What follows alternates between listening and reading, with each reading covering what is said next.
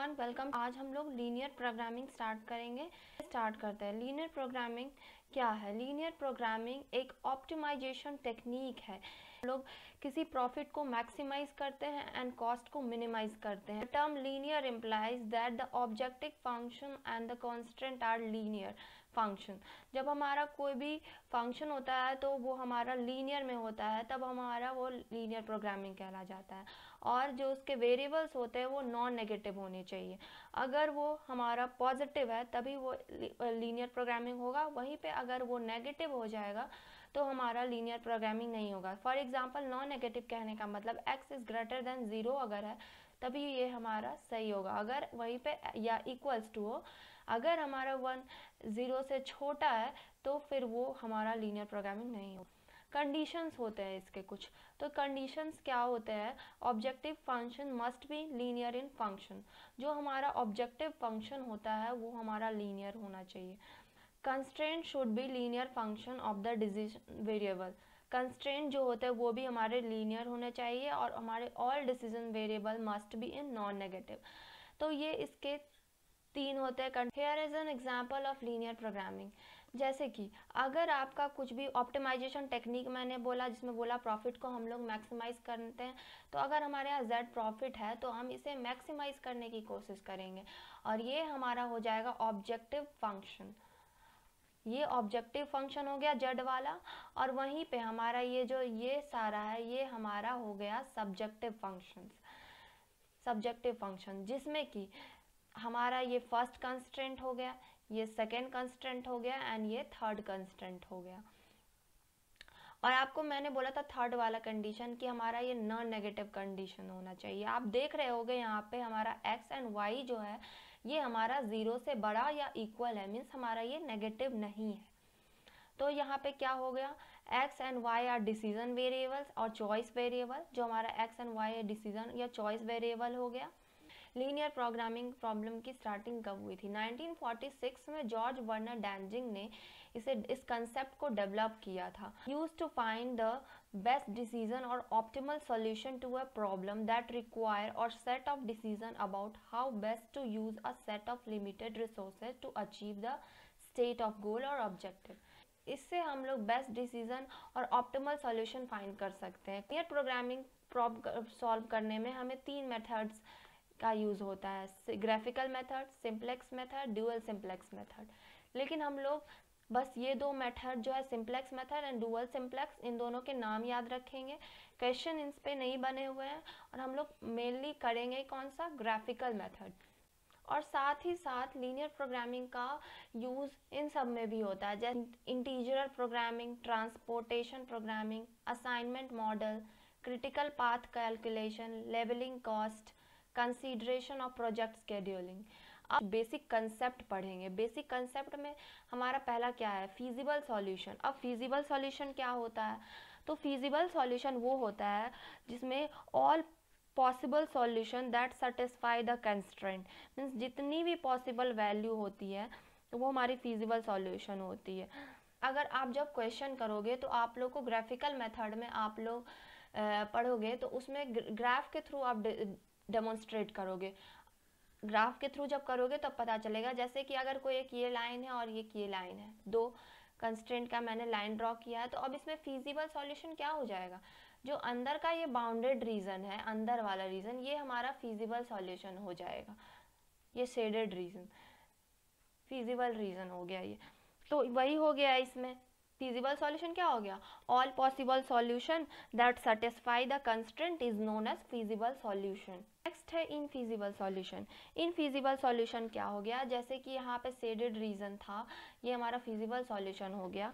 जब हमारा feasible reason empty हो, खाली हो, तो वो हमारा इनफीजिबल सॉल्यूशन हो गया, means feasible region are empty. अब नेक्स्ट क्या है? Optimal solution.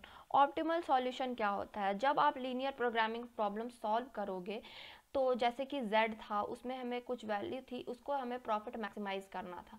तो इसकी अलग अलग x की वैल्यू आएगी और उस x की वैल्यू को या x या y की वैल्यू को आप इस वैल्यू पे पुट करोगे तो आपको एक सबसे मैक्सिमम वैल्यू आएंगी।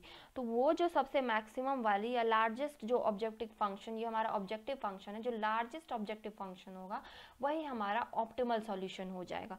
तो ऑप्टिमल सॉल्यूशन हमारा क्या हो गया? Feasible solution with largest objective function is known as optimal solution.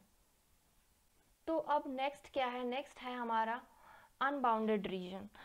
Unbounded reason ने आप लोगों ने पढ़ा था जब हमारा फिजिबल में तो सेडेड वाला रीजन, इनफिजिबल में अनसेडेड रीजन। जब feasible region is continuing endless means हमारा जो दो था इस ये एंडलेस चलता जाए तो वो हमारा अनबाउंडेड रीजन हो जाता है। नो सॉल्यूशन कब होता है? नो पे नो सॉल्यूशन कब होगा? इसका रिवर्स मीन्स ये x एंड y कांस्टेंट हमारा 0 से छोटा हो तो हमारा ये नो सॉल्यूशन का केस बनता है। Means non negative constant are negative constant no solution हो जाएगा। अब हम लोग कोई भी लीनियर प्रोग्रामिंग का जो जनरल फॉर्म है उसे हम से स्ट्रक्चर्ड वे में करेंगे कन्वर्ट कि वो कैसे होता है। जैसे कि आपको कोई क्वेश्चन गिवन है तो उसमें लिखा हुआ है minimise z is equals to, यहाँ मिनिमाइज से समझना, यहाँ कॉस्ट है तो z is equals to -3x1 -5x2 और सब्जेक्ट टू 2x1। ये जैसे कि कुछ भी गिवन है, ये हमारा फर्स्ट कंस्ट्रेंट हो गया, ये सेकेंड कंस्ट्रेंट, ये थर्ड और ये हमारा देख लो। तो अब हम क्या करेंगे? आप इसे हमें कन्वर्ट करना होगा। कन्वर्ट करने का मतलब समझो, इसे हमें एक स्टैंडर्ड फॉर्म में लाना होगा। तो स्टैंडर्ड फॉर्म में हम इसे लाने के लिए क्या करते हैं?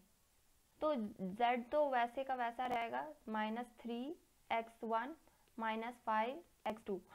अब क्या होगा? सब्जेक्ट टू जो है, ये जो कंस्टेंट है, इसे हम जो ये ग्रेटर देन और इक्वल टू का सिंबल है, इसे इक्वल टू में कन्वर्ट करेंगे। जहाँ जहाँ है उसे हम इक्वल टू में कर देंगे। देख रहे होगे कि मैंने सबको इक्वल टू में कन्वर्ट कर दिया, ये जो तीनों कंस्ट्रेंट थे।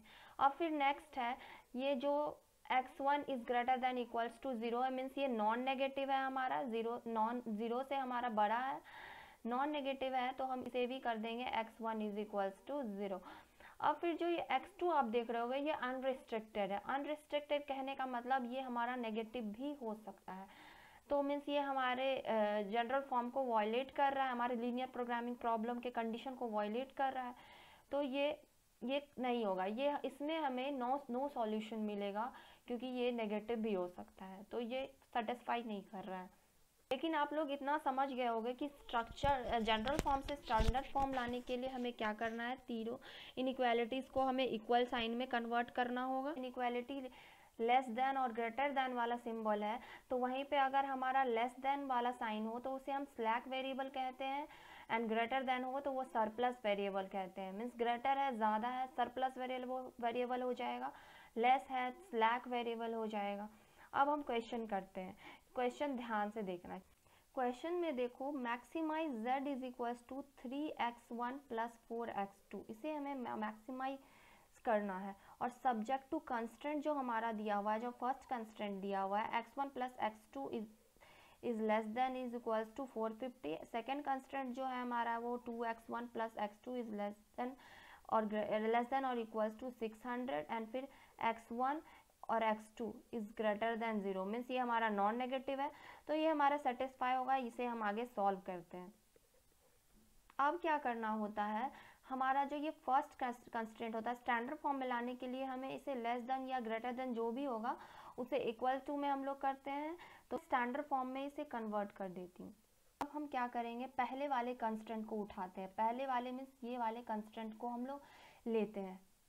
जो फर्स्ट वाला इक्वेशन है इसे हम लोगों ने ले लिया। अब क्या करेंगे? क्वेश्चन में हम लोग कभी x1 को 0 पुट करके देखेंगे, फिर देखेंगे x2 की वैल्यू क्या आती है, फिर x2 को 0 पुट करेंगे और देखेंगे x1 की वैल्यू क्या आती है।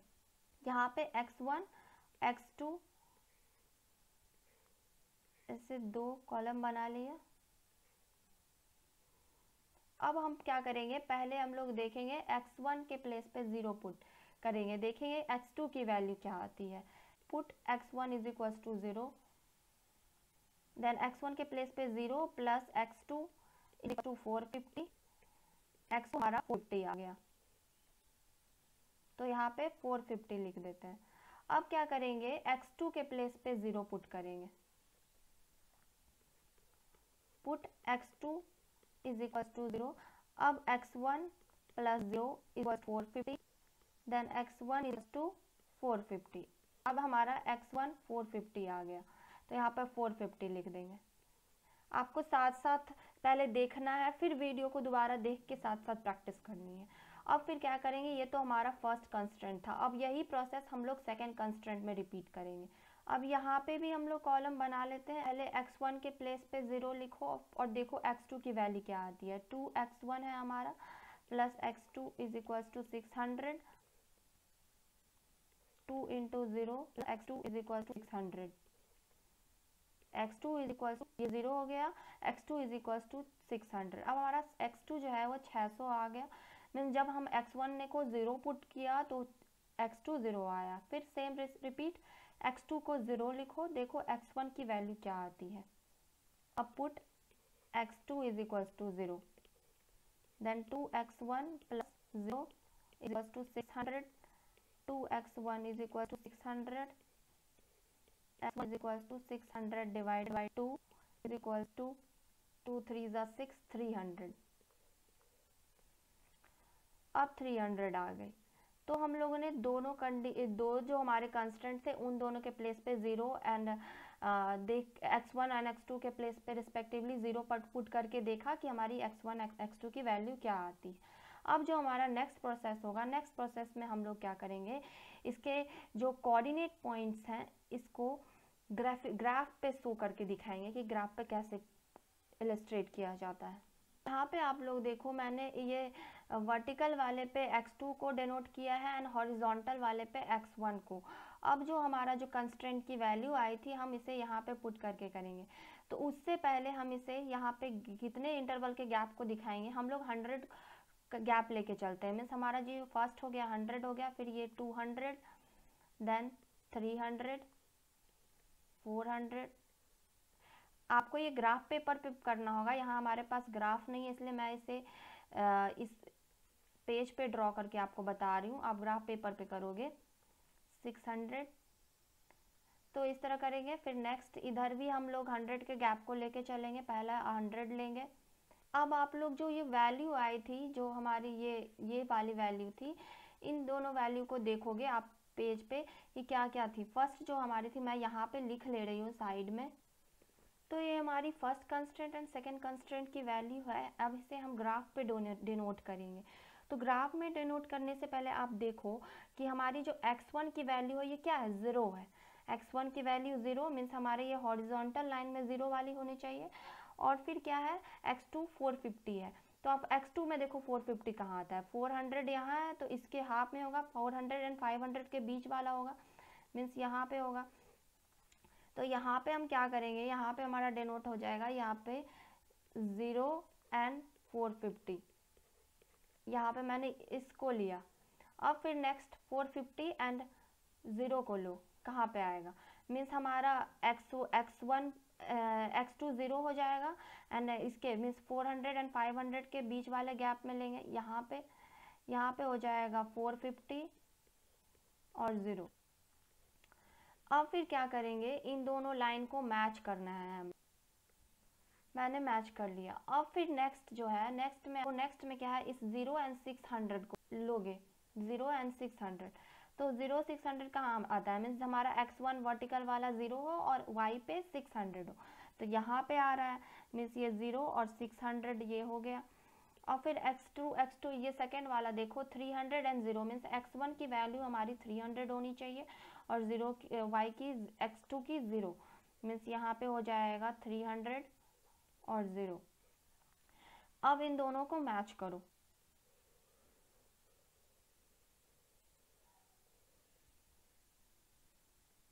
तो अब मैंने ये हमारा फर्स्ट कंस्ट्रेंट हो गया और ये हमारा सेकेंड कंस्ट्रेंट हो गया। ये हम लोगों ने ग्राफ ड्रॉ किया। अब आप लोग क्वेश्चन में जब भी देखोगे तो ये चीज़ ऑब्जर्व करना, जब भी ये इनइक्वालिटी वाली शेडेड रीजन डिसाइड करेगी। अगर ये लेस देन होगी तो ये इनवर्ड सिंबल होगी, वहीं पे ये ग्रेटर देन वाली सिंबल होगी तो ये आउटवर्ड शेडेड रीजन होगी। तो हमें इतना तो पता चल गया कि अब हमारी शेडेड रीजन जो होगी वो इनवर्ड होगी, क्योंकि यहाँ पे क्वेश्चन में ये लेस देन वाला दिया हुआ है तो ये इनवर्ड होगी। तो अब हम इसे सेट कर लेते हैं। ये फिजिबल रीजन हो गया, यही बेसिक कंसेप्ट में मैंने बताया, ये फिजिबल रीजन हो गया, शेडेड रीजन। अब देखो, अब क्या करेंगे, अब ऑप्टिमल सॉल्यूशन फाइंड करने के लिए हमें बहुत सारे कोऑर्डिनेट्स लाने होंगे। तो उन कोऑर्डिनेट से हम डिसाइड करेंगे हमारा ऑप्टिमल सॉल्यूशन मीन्स मैक्सिमम हमारे किस में आती है। तो अब देखो इसके पॉइंट्स देखो कहाँ कहाँ पे कोइंसाइड हो रहे हैं। मीन्स हमारा ये फर्स्ट ये हो गया, ये हमारा हो गया, देखो सबसे पहले तो ये 0 हो गया ये वाली पॉइंट, फिर हमारी ये वाली पॉइंट हो गया, इसका ए नाम दे दो। फिर नेक्स्ट क्या हो जाता है, नेक्स्ट हमारा हो जाता है ये बी वाला रीजन, बी, फिर ये सी। तो ये हमारे 4 पॉइंट्स आ गए, 0 A B C। अब हमें इसकी वैल्यू करनी होगी।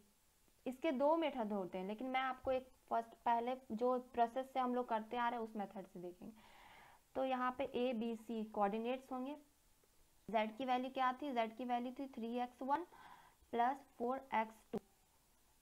इस पे हमें सारे को पुट करके देखना है क्या क्या हमारा पॉइंट्स आया था। Point O A B C, ये हो गया 0 0।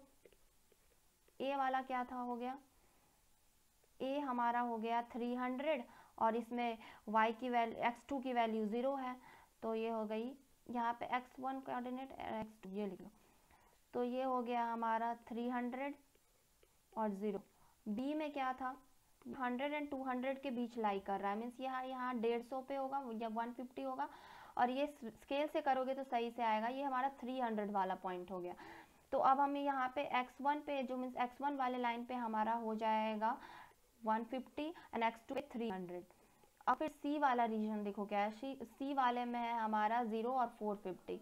कोऑर्डिनेट्स की वैल्यू आई, इसे हम इस और Z वाले इक्वेशन पे पुट करेंगे। तो जब Z वाले इक्वेशन पे पुट करेंगे तो ये देखो 0 थी तो x1 के प्लेस पे 0, फिर x2 के प्लेस पे भी 0 है तो 0, तो ये हमारा 0 हो जाएगा। फिर ये 300 और 0 जो है इसे भी x1 इस तरह से वैल्यू जब पुट करोगे तो हमारे सेकेंड वाले ए वाले पॉइंट की वैल्यू आएगी 900, बी वाले पॉइंट की वैल्यू आएगी 1650 एंड सी वाले कोऑर्डिनेट की वैल्यू आएगी 1800। अब इसमें देखोगे सबसे मैक्सिमम कौन सा है आपको ये फाइंड करना है। तो 1800 हमारा सबसे मैक्सिमम आया, ये मीन्स ये हमारा सी वाले पॉइंट पे सबसे मैक्सिमम आ जाएगा।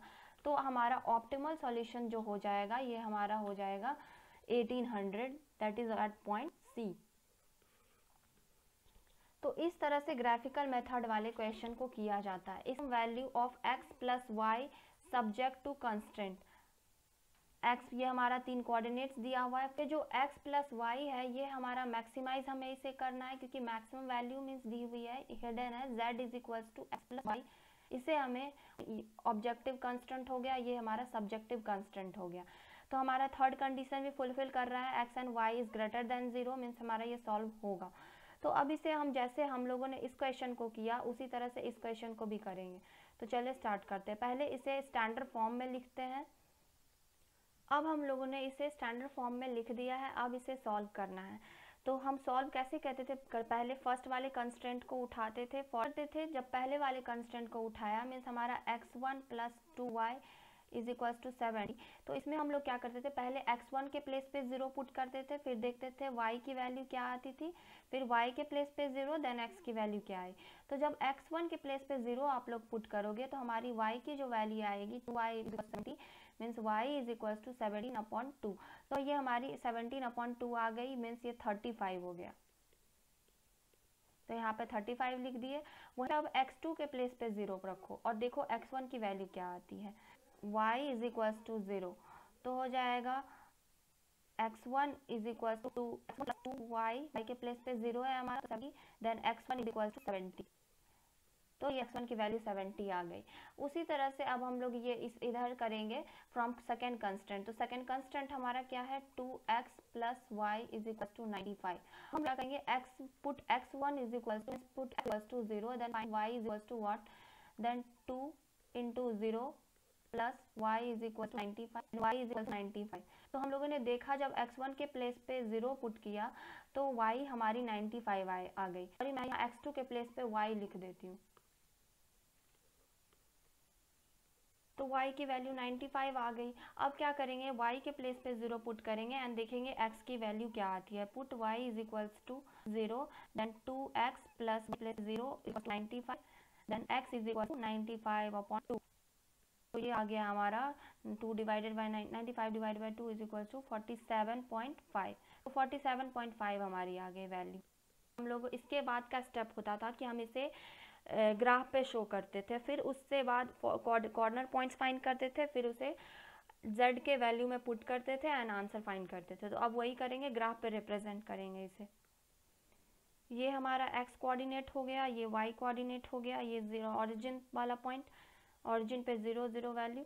अब कितने के गैप लेके चलो, तो हमारा 35 था एंड देख के करना है कि 35 है एंड यहाँ 70 है और यहाँ 47.5 है, 95 है।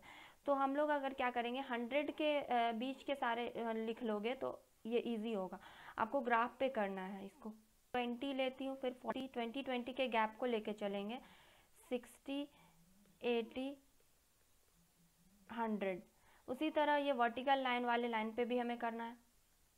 अब क्या करेंगे, जो हमारे x1 एंड y की वैल्यू जो आई थी, x एंड y की वैल्यू, उस कोऑर्डिनेट्स को लाइन के थ्रू इसमें रिप्रेजेंट करेंगे। तो हमारा जो पहला था इसमें हम लोग ने देखा कि हमारी ये 0 एंड 35 है।